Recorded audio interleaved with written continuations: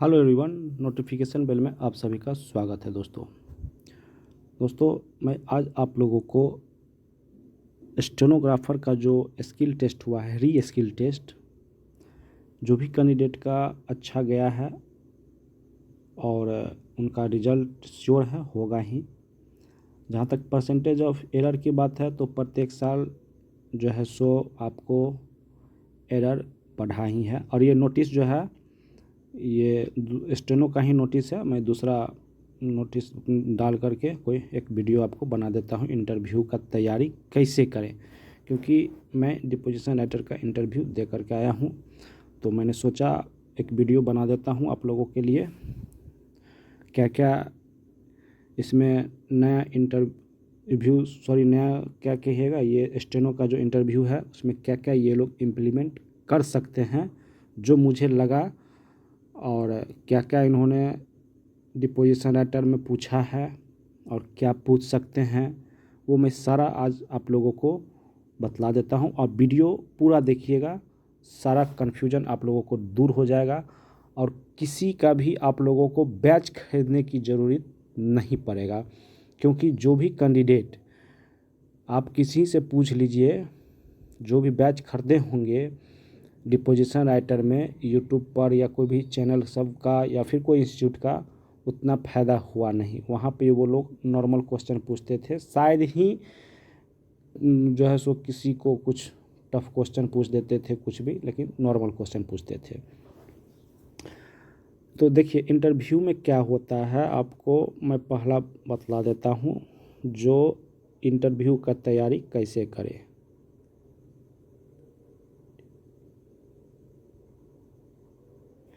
इसमें क्या होगा आपको, जो पहले तो आप अपने बारे में सारा चीज़ लिखिए। एक कॉपी कलम उठाइए और उस पर नाम अपना लिखिए, मदर नेम लिखिए, फादर का नेम लिखिए, आपने कब मैट्रिक किया, ग्रेजुएशन किया।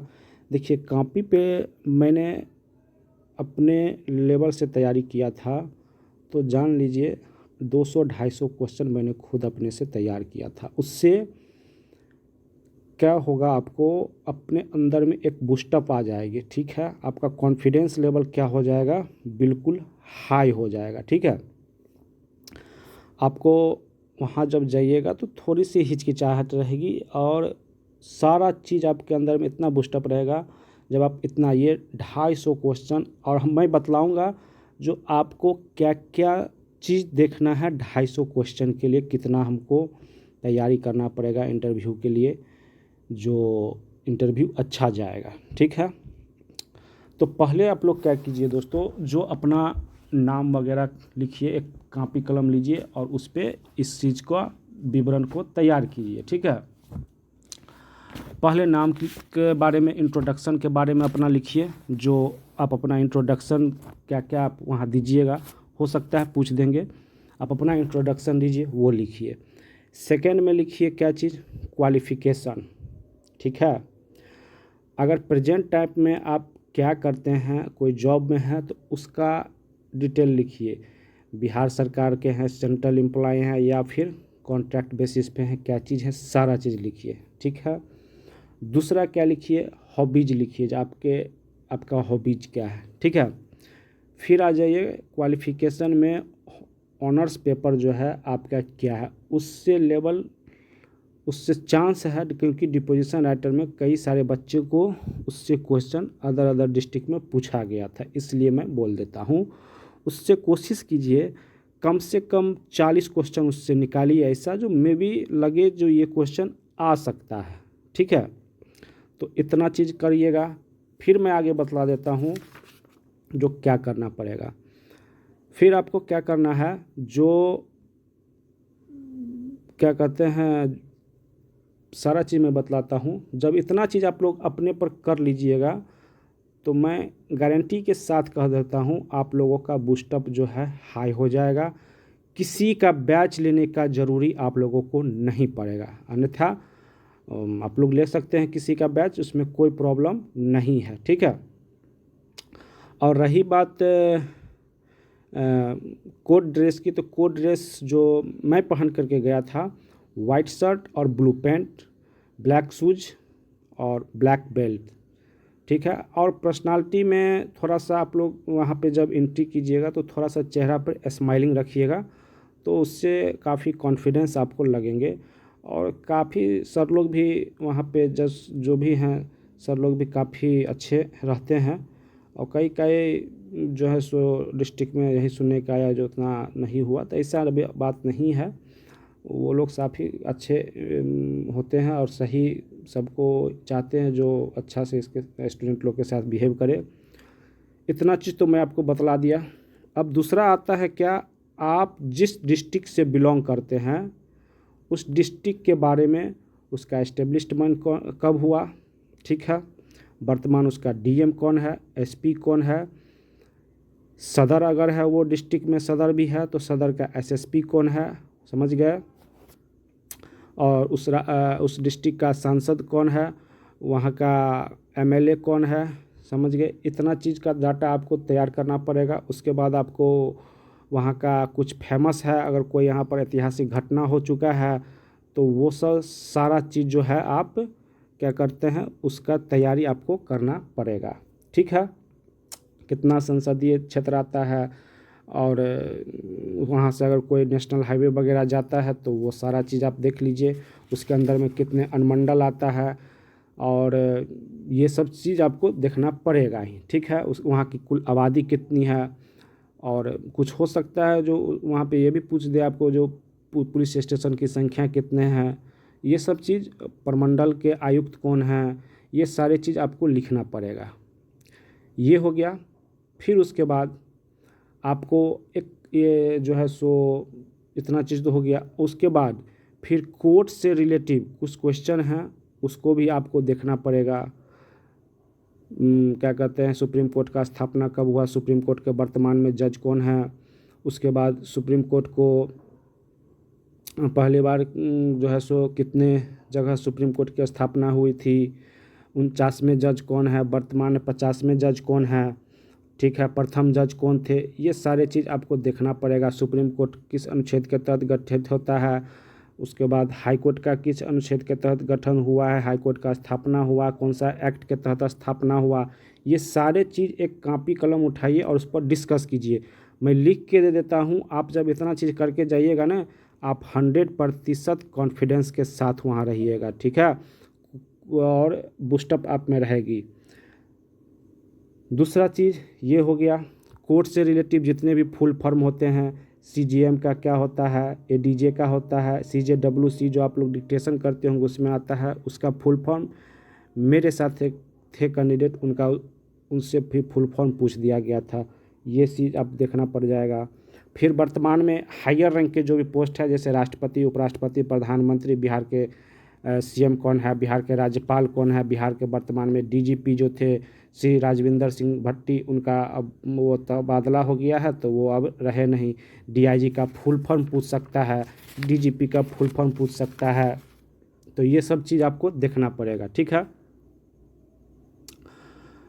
वीडियो से बने रहिएगा, बहुत चीज़ मैं बतलाऊंगा कहाँ ये लोग इम्प्लीमेंट कर सकते हैं और क्या क्या आ सकता है, ठीक है। उसके बाद अब जो है सो इतना चीज़ तो हो गया, सारे चीज़ लिखिए, और लिख करके जब आप इसको तैयार कीजिएगा ना, देखिएगा आपको कितना बूस्टअप हो जाएगा। आप लोग कॉन्फिडेंस में रहिएगा, वहाँ निश्चिंत से आप लोग इंटरव्यू दीजिएगा, ठीक है, कहीं प्रॉब्लम आपको नहीं होगा। तो वर्तमान में जो भी है वो सब चीज़ आपको भी थोड़ा देखना पड़ेगा, ठीक है। अब आते हैं क्या, जो इम्प्लीमेंट ये लोग क्या कर सकते हैं, ठीक है। इम्प्लीमेंट में ये लोग कर सकते हैं, अभी वर्तमान में जो संशोधन हुआ है क्या चीज़ का, आर्टिकल का, वो सारा देख करके जाइएगा, ठीक है। वो श्योर रखिए, कहीं ना कहीं कोई भी डिस्ट्रिक्ट में ये लोग पूछ सकते हैं, जिसका भी इंटरव्यू होगा, जो आर्टिकल न्यू आर्टिकल जो इम्प्लीमेंट हुआ है, उससे रिलेटिव क्वेश्चन कहीं ना कहीं पूछ सकते हैं, वो देख लीजिएगा, ठीक है।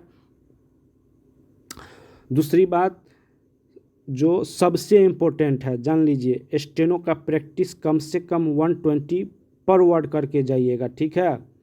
और वो भी लाइनिंग वाले पेपर पे मत कीजिएगा, मैं बतला देता हूँ कब जाना है। तो बिल्कुल A4 साइज़ पेपर ले लीजिएगा और सादा पेपर पर डायरेक्ट लिखिएगा और उसको पढ़ने का कोशिश कीजिएगा, ठीक है।